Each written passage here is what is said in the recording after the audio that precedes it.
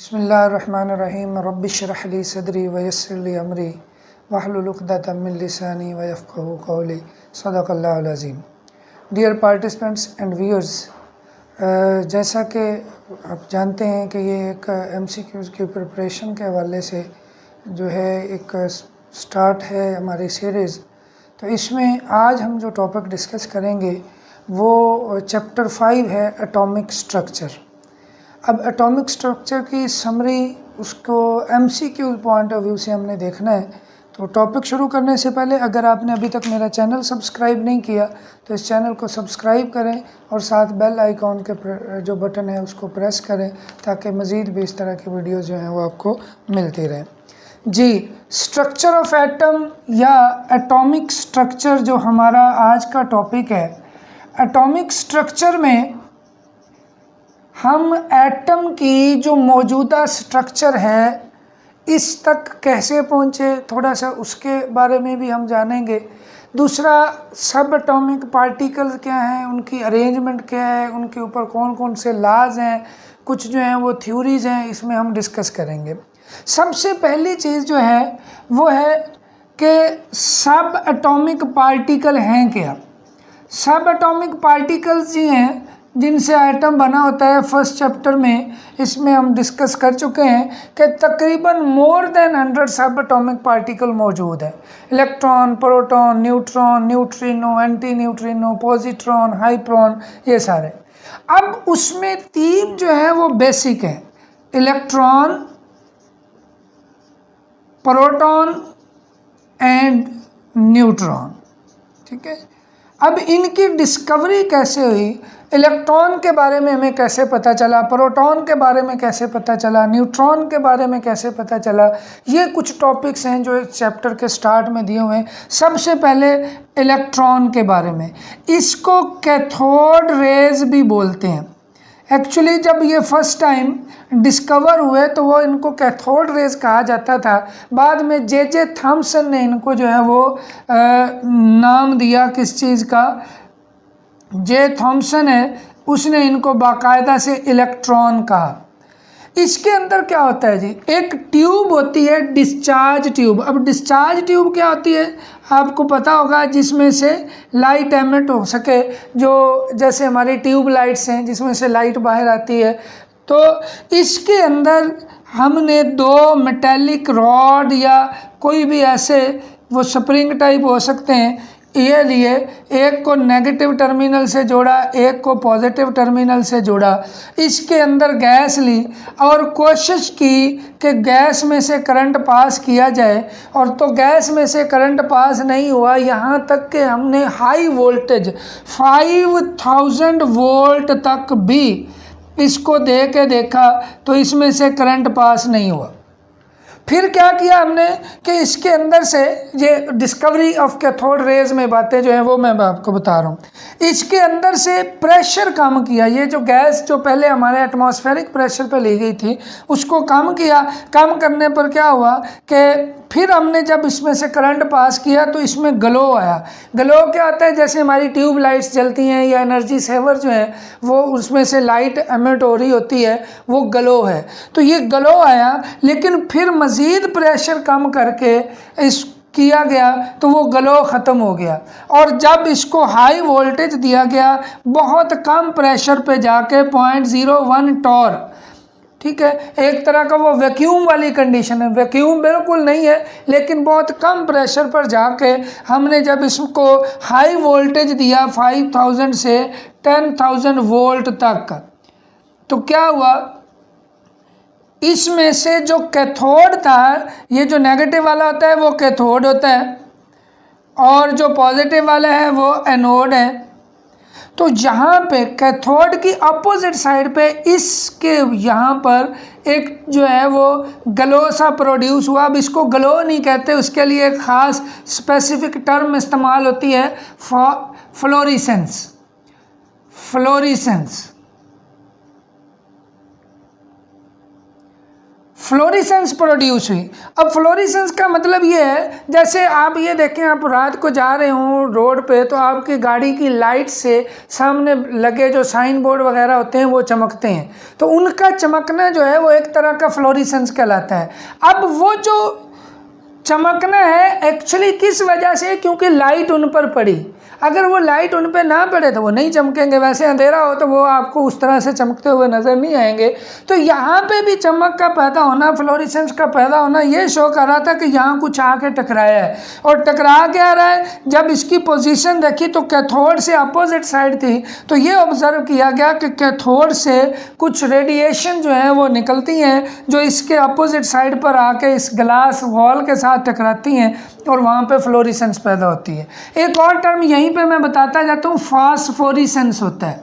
ये एक वो जो है ना, ये समझ लें कि दोनों चीज़ें जो है, एक्साइटेशन होती है जब किसी भी चीज़ पर उस मटेरियल पर लाइट पड़ती है तो उसके अंदर एक्साइटेड स्टेट आती है। अब एक्साइटेड स्टेट से उसी वक्त उसी स्टेट में आ जाए जिस स्टेट से वो स्टार्ट होके एक्साइटेड स्टेट में गया था, तो वो फ्लोरिसेंस होती है। लेकिन अगर वो उस स्टेज से डायरेक्ट आने से पहले किसी और स्टेज में, फिर किसी और स्टेज में, फिर जाके वो असल स्टेज पे आए, तो फिर वो फास्फोरिसेंस कहलाती है। मसलन आपने वो जो लाइट देखी है कि बाद लाइट ऐसी होती है कि आप लाइट पड़ दी, आप लाइट्स ऑफ भी कर देंगे तो फिर भी वो जो चमक होगी वो उनकी उसी वक्त ख़त्म नहीं होती, वो आहिस्ता आहिस्ता ख़त्म होती है, वो फास्फोरिसेंस है। और जो फ़ौरन ख़त्म हो जाए, वो फ़ौरन डी एक्साइट हो जाते हैं नीचे, तो वो जो है वो कहलाती है फ्लोरिसेंस। तो ये दोनों में एक डिफरेंस भी है। तो यहाँ पे फ्लोरिसेंस प्रोड्यूस हुई। फ्लोरिसेंस का प्रोड्यूस होना ये शो कर रहा था कि इसके अंदर यहाँ पर कोई रेडिएशन टकराई है और उन रेडिएशन को नाम दिया गया कैथोड रेज का।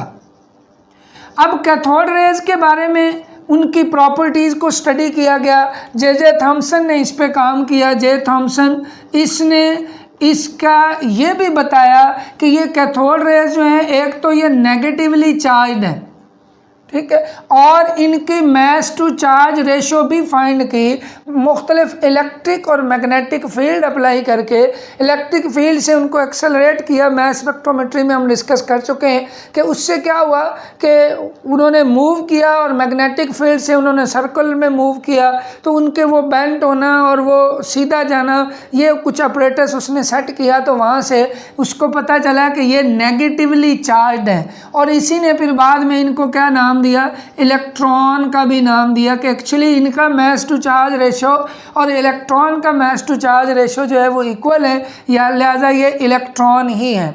दूसरी इसकी प्रॉपर्टीज़ में ये था कि ये जब ग्लास के साथ टकराती हैं तो ये ग्रीन कलर का उसकी जो है वो कलर शो करती हैं, ग्लो शो करती हैं, ग्रीन कलर का। यहाँ पे जो चमक होगी वो ग्रीन कलर की फ्लोरिसेंस जिसको आप बोलते हैं। अब ये मटेरियल चेंज करके देखा गया कि इसके सामने अगर वो, ये तो ग्लास था, ग्लास में उसने क्या किया, ग्रीन कलर ग्रीनिश शो किया। लेकिन अगर हम एल्यूमिना करते हैं तो एल्यूमिना के अंदर, एल्यूमिना आप जानते हैं एल्यूमिनियम ऑक्साइड होता है, उसको उसने रेड शो किया, ठीक है। एक और भी इसमें एग्जांपल दी हुई है, टिन को यूज़ किया तो वो येलो ग्लो शो किया, येलो फ्लोरिसेंस जो है वो एक शो की। तो ये इससे पता चला कि ये उस जब किसी मेटल के साथ टकराती हैं तो वहाँ पे वो उसका ग्लो शो करते हैं, फ्लोरिसेंस शो करती हैं। इसके अलावा ये भी पता चला कि ये स्ट्रेट लाइन में मूव करती हैं। अब इसका पता कैसे चला कि स्ट्रेट लाइन में मूव करती हैं, उनके रास्ते में एक ओपेक ऑब्जेक्ट रखा गया। मसलन इधर से लाइट आ रही है तो इसका पीछे ये जो अक्स बन रहा है, इसकी वजह क्या है कि जो यहाँ वाली रेडिएशन थी वो पीछे रुक गई। अगर ये अपना रास्ता बदल सकती होती तो ये यहाँ आती, यहाँ से इधर होके इसको फिर आगे से गुजर के किसी भी चीज़ का साया ना बनता अगर रेडिएशन स्ट्रेट लाइन में मूव ना करती होती। तो ये भी एक ओपेक ऑब्जेक्ट रखने से पता चला कि उसका साया बन गया है, तो इसका मतलब ये था कि ये स्ट्रेट लाइन में मूव करती हैं। इसके अलावा उसने इनका एक मोमेंटम, एक पैडल लाइक व्हील इसके रास्ते में रखा, पैडल लाइक व्हील था, उसके रखने से ये पता चला कि ये व्हील को घुमा देती हैं। वो व्हील जो है वो घूमने लग गया है। तो घूमने का मतलब ये है कि उसके ऊपर फोर्स लगी है, फोर्स लगी है तो ये उसके साथ कोलाइड करेंगे तो फोर्स लगेगी।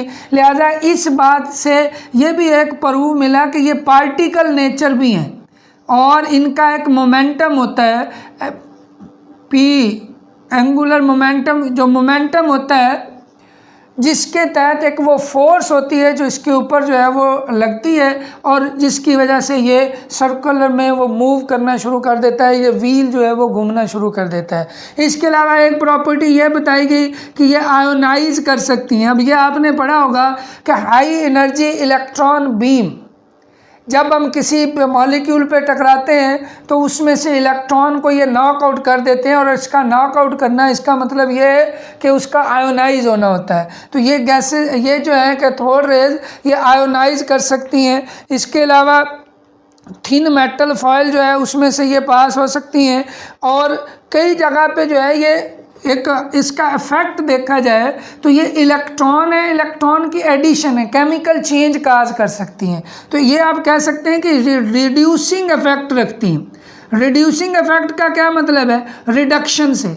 Reduction mean addition of electron. तो जाहिर है जब हम किसी वो ये कैथोड रेज देंगे, इलेक्ट्रॉन देंगे तो उसके अंदर एडिशन होगी तो उसकी रिडक्शन हो जाएगी, इसलिए इनको रिड्यूसिंग इफेक्ट के तौर पर भी कहा जाता है।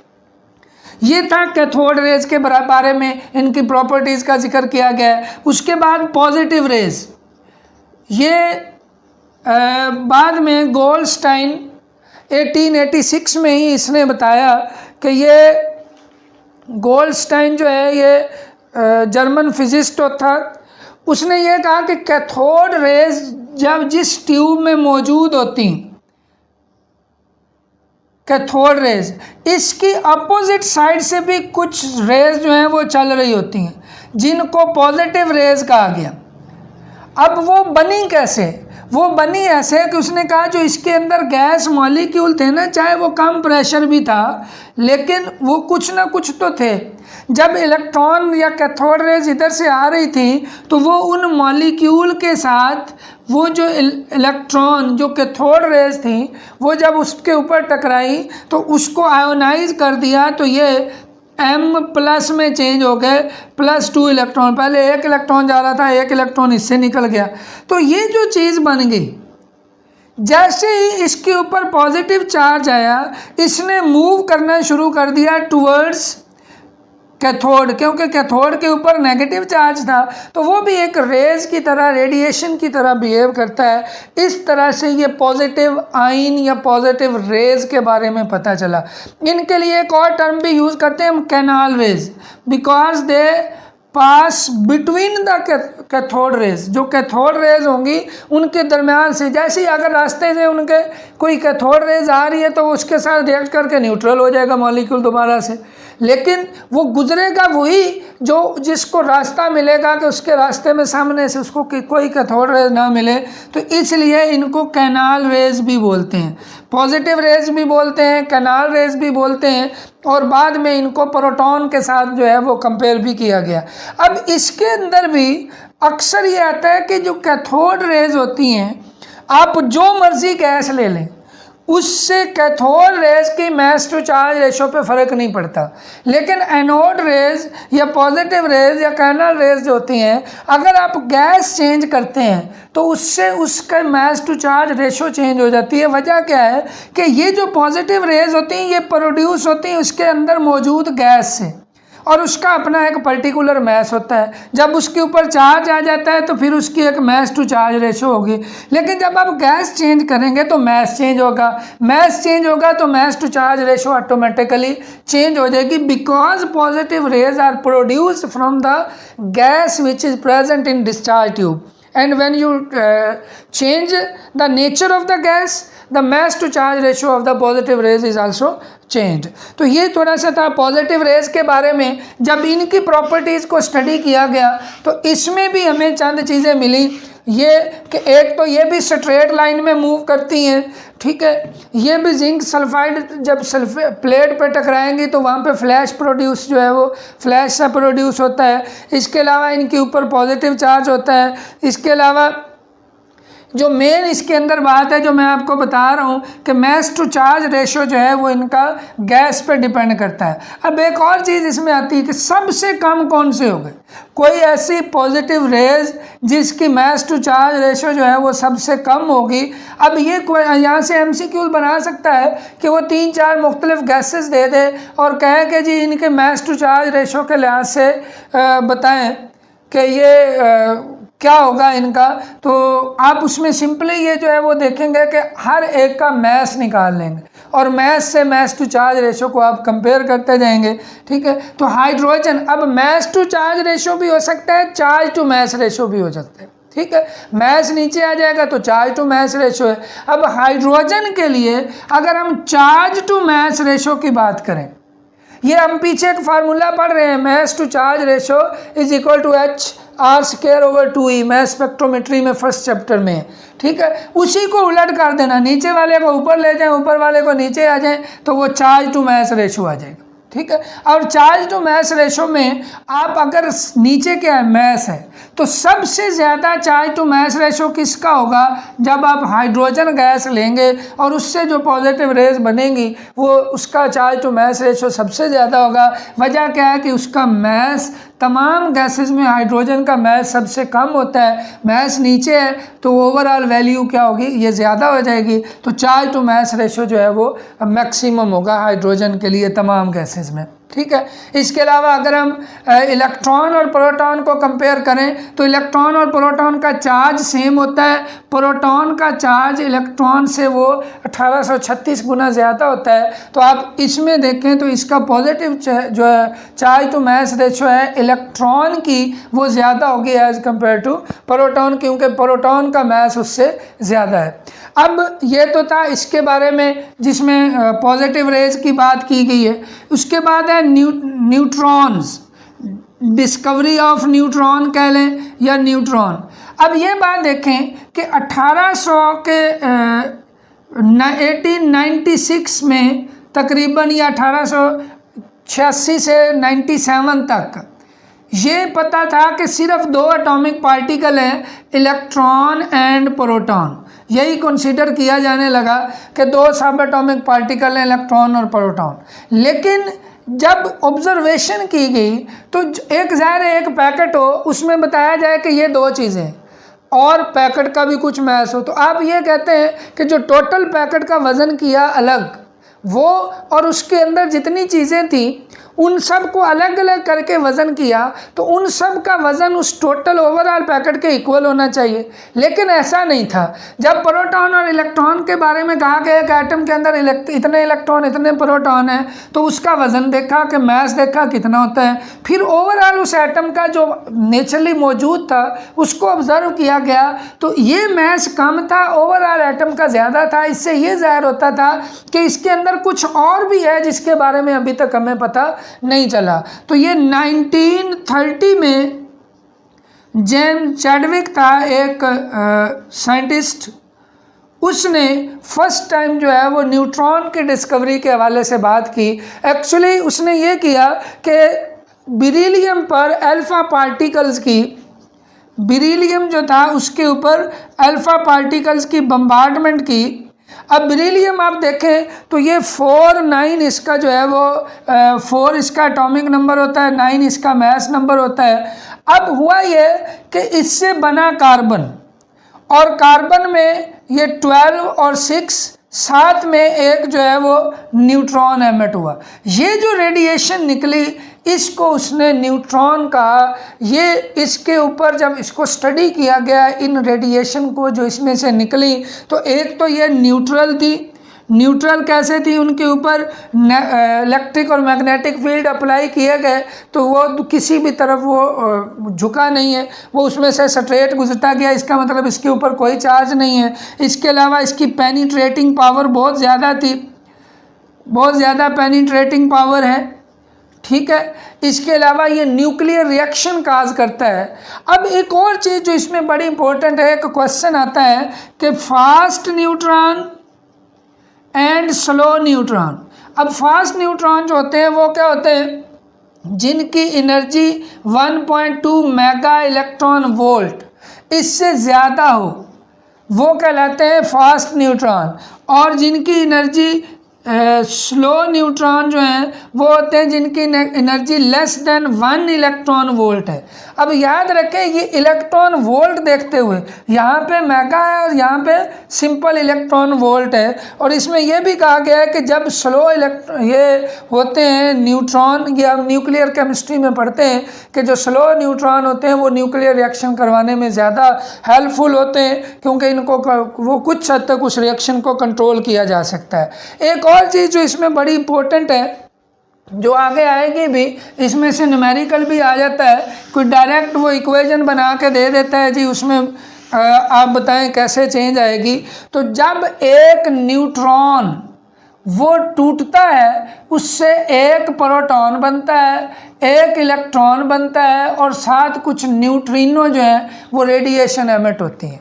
अब याद रखें किसी भी एटम के अंदर जब उसका न्यूट्रॉन ब्रेक होता है तो उससे उसके अंदर एक इलेक्ट्रॉन और एक प्रोटॉन का इजाफा हो जाता है।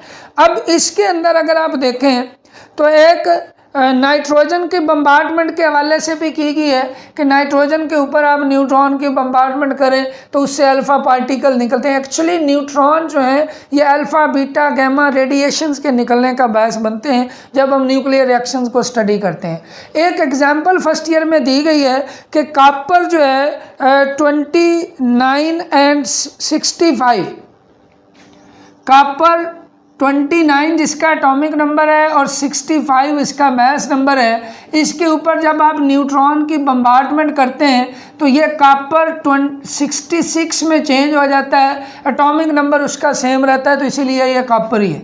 लेकिन अगर आप इसको चेंज करें कि जब ये इस हालत में आता है तो इसमें से कुछ रेडिएशंस भी निकलती हैं, ये जो रेडियो एक्टिव हो जाता है इससे रेडिएशन निकलती हैं जब, तो इसके अंदर से एक न्यूट्रॉन जो इसका होगा वो टूटेगा। 66 जो है वो 29 से ये चेंज हो जाएगा कॉपर 30 में। अब याद रखें जब भी बीटा एलिमिनेशन होगी, कुछ बीटा एलिमिनेशन इसमें से होगी, तो उसमें क्या होता है कि एक न्यूट्रॉन टूटता है, न्यूट्रॉन से एक प्रोटॉन और एक इलेक्ट्रॉन बनने। अब उसकी वजह से जैसे ही प्रोटॉन इलेक्ट्रॉन का इजाफा होगा तो ये नंबर जो है वो बढ़ जाएगा, 30 हो जाएगा। अब 30 एटॉमिक नंबर हो तो वो कॉपर नहीं है, वो क्या हो जाएगा, वो जिंक हो जाएगा।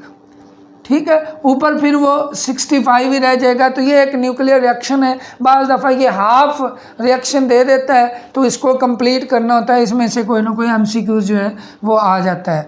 ये एग्जांपल वेरी कर सकती है, ये आपने याद रखना है। बीटा एलिमिनेशन जब हो रही होती है तो उसमें उसका एटॉमिक नंबर बढ़ रहा होता है आमतौर पर।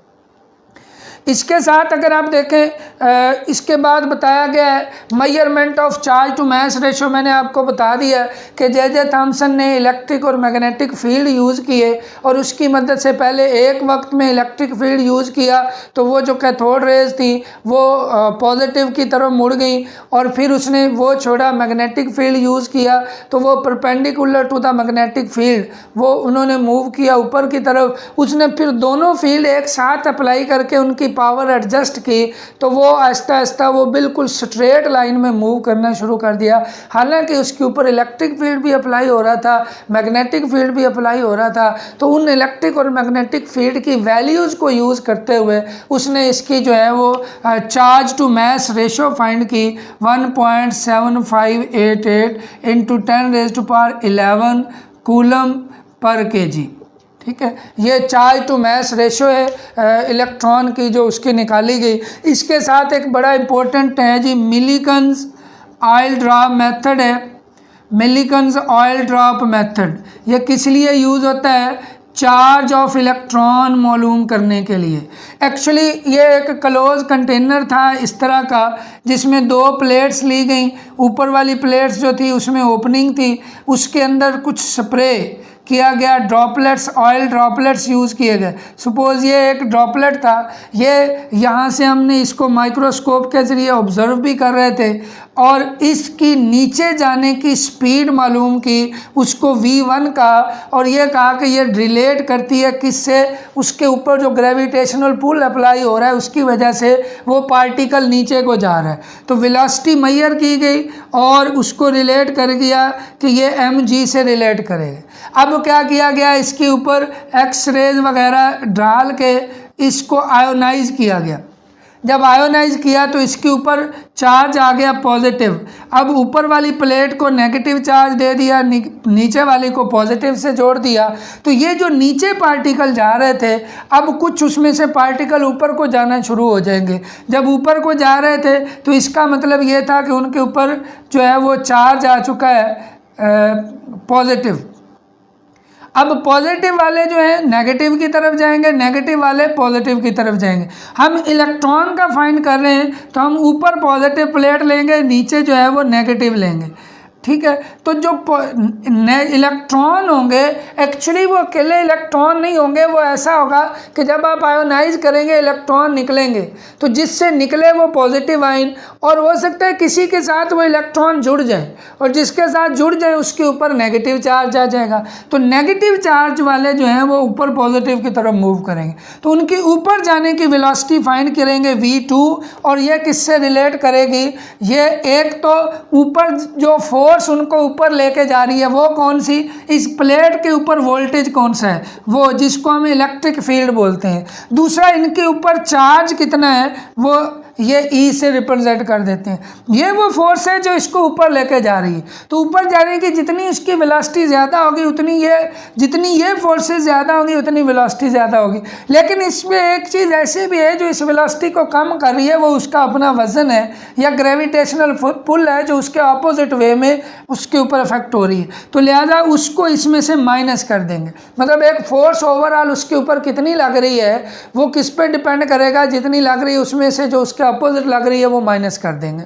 तो ये माइनस करने से ये एक रिलेशन आया। बाद में इस रिलेशन को यूज़ करते हुए v2 mg over e minus e mg, ये जो है इसमें ये वाली चीज़ें इस एक्सपेरिमेंट से कैलकुलेट कर लेते हैं। मैथ्स हमें पता होता है उस ड्रॉपलेट का क्या है, g ग्रेविटेशनल कांस्टेंट है, m जो है वो मैस है, e इलेक्ट्रिक फील्ड का हमें पता है कितना अप्लाई किया हुआ है। तो इसको यूज़ करते हुए हम चार्ज फाइंड कर सकते हैं। तो जो चार्ज इस तरीके से निकला वो 1.602 इंटू 10⁻⁻19 कूलम था। ये जो है इसके तहत निकाली गई वैल्यू वो इसके करीब करीब थी, आज हम ये यूज़ करते हैं। और एक और चीज़ कि कुछ ऐसे भी थे जिनमें चार्ज इससे ज़्यादा भी मिला, लेकिन वो जो ज़्यादा वाले को इससे कंपैरिजन किया तो वो ऐसा था कि वो इससे या तो डबल था या ट्रिपल था या 4 टाइम था। इसका मतलब ये था कि एक्चुअली ये यूनिट चार्ज है।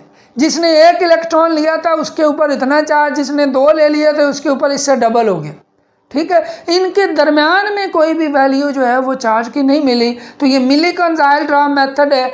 चार्ज हमें यहाँ से मिल गया, मैस हमें यहाँ से मिल गया, तो चार्ज हमने ऊपर लिखा, मैस जो है वो चार्ज टू मैस रेशो, ये चार्ज टू मैस रेशो है। इसको हमने क्या किया, एक फार्मूला हमने यूज़ किया, charge to mass ratio 1.602 into 10⁻⁻19। तो हमने क्या किया, मैस मालूम करने के लिए हम मैस को उधर ले गए और ये चार्ज टू मैस रेशो की वैल्यू लिख दी। चार्ज टू मैस रेशो की वैल्यू है ये 1.7588 10⁻11। तो ये चार्ज जो था, अब मैस था ना इसके नीचे, उसको इधर ले आए, ये चार्ज टू मैस रेशो को इस पे जाकर डिवाइड कर दिया तो इसका मैस निकल आया वो जो 9.1 into 10⁻⁻31 kilogram mass of electron जो है वो भी हम इस तरीके से निकाल सकते हैं। उसके बाद इसमें जो है ये तो था एटॉमिक पार्टिकल्स के बारे में, उनके ऊपर चार्ज और उनकी मैस रेशो जो है वो फाइंड करने के बारे में था। अब जनरली हम चलते हैं न्यूक्लियस की तरफ। न्यूक्लियस की डिस्कवरी किसने की आप जानते हैं, बहुत फेमिलियर है, रदरफोर्ड है। रदरफोर्ड ने क्या किया जी, 0.0004 सेंटीमीटर जो है इतनी थिकनेस की जो वो गोल्ड का एक पीस लिया, उसको टारगेट के तौर पर रखा और इसके ऊपर अल्फ़ा पार्टिकल्स की जो है वो बम्बार्डमेंट की या उसके ऊपर से पास किए। तो उसकी मदद से जब उसने वो पूरा उसका एक एक्सपेरिमेंट था, लेड से पास किया, करने के बाद इसको ये पता चला कि जी दरमियान में मैस ज़्यादा होता है, जिसको उसने न्यूक्लियस का नाम दिया।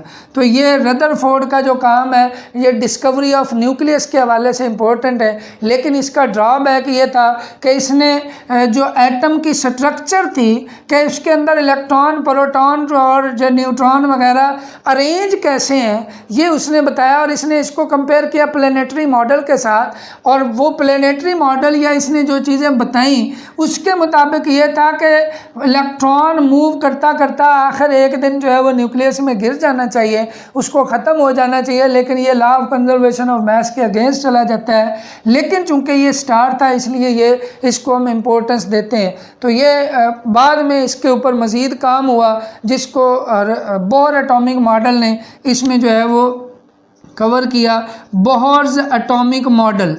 अब इसके अंदर जो है वो चंद चीज़ें बताई गई बोहर एटॉमिक मॉडल में। एक तो ये कि जो इलेक्ट्रॉन होते हैं वो फिक्स्ड ऑर्बिट में रहते हैं, और जब तक उस ऑर्बिट में रहते हैं उनकी एनर्जी ना चेंज होती है, ना कम होती है, ना ज़्यादा होती है। एनर्जी चेंज कब होती है? हर एक की एनर्जी भी फिक्स होती है, आप इसको इस लिहाज से कह लें।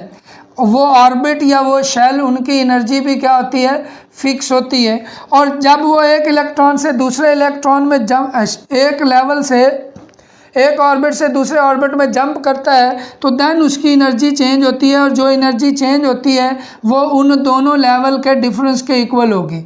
मसलन अगर एक पहले शेल से दूसरे में या दूसरे से पहले में जाएगा तो जितनी एनर्जी उसकी चेंज होनी है वो इसके मुताबिक होगी। इसके अलावा इसने कुछ वो मोमेंटम की बात भी की कि इसका जो एंगुलर मोमेंटम होता है ये होता है कि आप जो MVR है, MVR is equal to NH/2π। तो ये एक इसका रिलेशन भी था, इसने बताया, जिससे उस इलेक्ट्रॉन का जिसका वो एंगुलर मोमेंटम ये है, हम उसका एंगुलर मोमेंटम इन चीज़ों से फाइंड कर सकते हैं। अच्छा, ये तो थी चीज़ जनरली उसके पास्चुलेट। इसके पास्चुलेट को यूज़ करते हुए इसने दो काम किए बड़े इम्पोर्टेंट। एक तो रेडियस फाइंड किया, और रेडियस की एक प्रॉपर इक्वेशन है, और एक एनर्जी फाइंड की। किसी भी इलेक्ट्रॉन की एनर्जी और किसी भी इलेक्ट्रॉन का जो रेडियस था ये इसने फाइंड किया। रेडियस के लिए उसने एक इक्वेशन डिराइव की। ये डेरिवेशन जो है ये इतनी ज़्यादा इम्पोर्टेंट नहीं है, बस मेन फार्मूला आपने याद रखना है। वो क्या है जी? ε0 n² h/πmze। ये मुख्तलिफ फैक्टर्स थे जिस पे उसका रेडियस डिपेंड करता है, जिसमें n जो है वो उस नंबर ऑफ़ शेल को रिप्रेजेंट कर रहा है। मतलब पहले शेल में है तो यहाँ n की वैल्यू 1 आती है, दूसरे शेल में है तो n की वैल्यू 2 आती है। इसकी वैल्यू भी निकाल के दी हुई है 0.529 × n² एंगस्ट्रॉम। ठीक है, ये 0.529 एंगस्ट्रॉम जो है ये वैल्यू है। अब ये 1 होगा तो यहाँ 1 लिखेंगे, यही वैल्यू आ जाएगी। मतलब पहला शेल इतने फासले पर होता है, उसका न्यूक्लियस से ये डिस्टेंस होता है। दूसरा शेल जो होता है यहाँ पे n की वैल्यू 2 लिखेंगे, उसका स्केयर लेके इससे मल्टीप्लाई करेंगे तो वो आ जाएगा। ठीक है, इसी तरह तीसरे शेल में जो होगा वो ये होगा। तो किसी भी एटम का, किसी भी इलेक्ट्रॉन का या किसी भी शेल का न्यूक्लियस से डिस्टेंस कितना है वो हम इस फार्मूला की मदद से कैलकुलेट कर लेंगे। शर्त यह है कि हमें ये पता होना चाहिए कि वो इलेक्ट्रॉन जो है वो कौन से शेल में है, पहले शेल में है, दूसरे में है, तीसरे में है। अच्छा, एक तो ये चीज़ आ गई। दूसरा, इनमें जो डिफरेंस होता है वो कुछ इस तरह से है कि आपको जैसे जैसे आप न्यूक्लियस से दूर जाते जाते हैं, ये देखें ये न्यूक्लियस है, पहला शेल ये है, दूसरा ये है, तीसरा ये है, चौथा ये है, पांचवा जो होगा वो इस तरह से होगा। आप देखें पहले शेल का और फासला और दूसरे शेल का फासला जो गैप आ रहा है वो ज़्यादा है। इसी तरह ये उससे भी ज़्यादा है, ये उससे भी ज़्यादा है। तो ये जो गैप होता है ये इंक्रीज़ हो रहा होता है। ये कैसे निकालते हैं? R2 - R1।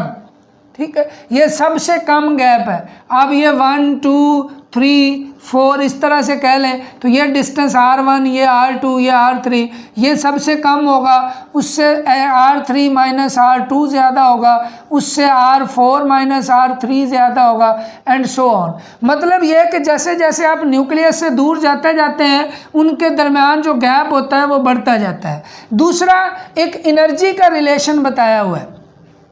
एनर्जी जो होती है, जो इलेक्ट्रॉन उस शेल के गिर्द मौजूद होता है, उसकी दो किस्म की एनर्जी होती है, पोटेंशियल एनर्जी भी होती है और उसकी काइनेटिक एनर्जी भी होती है। तो टोटल एनर्जी जो है वो इसकी जो निकाली गई वो थी -mz²E4, ई जो है वो total -mz²E4 over H over 8 epsilon not n² h², 8 epsilon not n² h²। अब ये एनर्जी है जो कि माइनस में है। जब भी इलेक्ट्रॉन जिस मर्जी शेल के अंदर मौजूद होगा उसकी एनर्जी माइनस में कंसीडर होती है, बिकॉज वो न्यूक्लियस की अट्रैक्शन के, न्यूक्लियस के होल्ड में है। तो पोटेंशियल एनर्जी और ओवरऑल उसकी काइनेटिक एनर्जी ये आती है। अब इसके अंदर n जो है ये कांस्टेंट है। अगर हम इसको बाहर निकाल दें तो ये ऐसे लिखा जाएगा ×1/n²। ये यहाँ नहीं लिखेंगे तो ये आ जाए। अब ये सारे जो हैं ये कांस्टेंट है। इन तमाम कांस्टेंट के लिहाज से जो इसका आंसर निकाला वो ये था कि माइनस, ये जाउल में है, -1.2178 × 10⁻⁻18 1/n² जाउल। अब इस वैल्यू से हमें ये पता चला कि ये जो एनर्जी है ये एक तो माइनस में है, दूसरा पहले शेल की एनर्जी क्या होगी वो 1 यहाँ लिखेंगे, इसको सॉल्व करेंगे तो आंसर आ जाएगा। अच्छा, यहाँ पे जो है ये जाउल में दी गई है, आप इसको किलो जाउल पर मोल में भी कन्वर्ट कर सकते हैं। और किलो जाउल पर मोल के लिए क्या करेंगे, जाउल को किलो जाउल में कन्वर्ट करना हो तो क्या करते हैं, 1000 पे डिवाइड कर देते हैं, ठीक है। और अगर पर मोल में कन्वर्ट करना है तो एवोगैड्रोस नंबर से मल्टीप्लाई कर देते हैं। तो ये 13.31 जो है ये किलो जाउल पर मोल आती है अगर हम इसको इस वैल्यू को इसमें चेंज करते हैं। अगर आप किसी के लिए ये जनरल लिखना चाहते हैं तो साथ 1/n² भी आ जाएगा। तो ये वो वैल्यू है जो पहले शेल की एनर्जी है। दूसरे शेल की एनर्जी या दूसरे शेल में जो इलेक्ट्रॉन होगा उसकी एनर्जी क्या होगी, वो हम यहाँ पे n की वैल्यू 2 कर देंगे, n की वैल्यू 3 कर देंगे तो ये एनर्जी सारी आती जाएगी। अब एक तो ये है कि आप किसी भी शेल की एनर्जी फाइंड कर सकते हैं। दूसरा, हाइड्रोजन की आयोनाइजेशन एनर्जी भी इससे फाइंड कर सकते हैं। मसलन अब देखें उसकी एनर्जी कितनी है, पहले शेल की, हाइड्रोजन में एक ही इलेक्ट्रॉन है पहले शेल में मौजूद है और उसकी एनर्जी ये है। आप उसको निकालना चाहते हैं, उसकी एनर्जी 0 हो जाएगी जब वो होल्ड ऑफ न्यूक्लियस के होल्ड से निकल जाएगा। तो 0 माइनस ये करेंगे तो ये वैल्यू आ जाएगी जो कि उसकी आयोनाइजेशन एनर्जी होती है, because ionization energy is the amount of energy required to remove an electron from the valence shell of a gaseous atom. तो इसमें एक ही शेल होता है, उसमें एक ही इलेक्ट्रॉन है, वो निकालने के लिए यही वाली एनर्जी जो है हम यूज़ करेंगे। अच्छा, इसके साथ जो चीज़ें आई हैं वो ये है कि जैसे जैसे आप दूर जाते जाएंगे एनर्जी इंक्रीज होती है।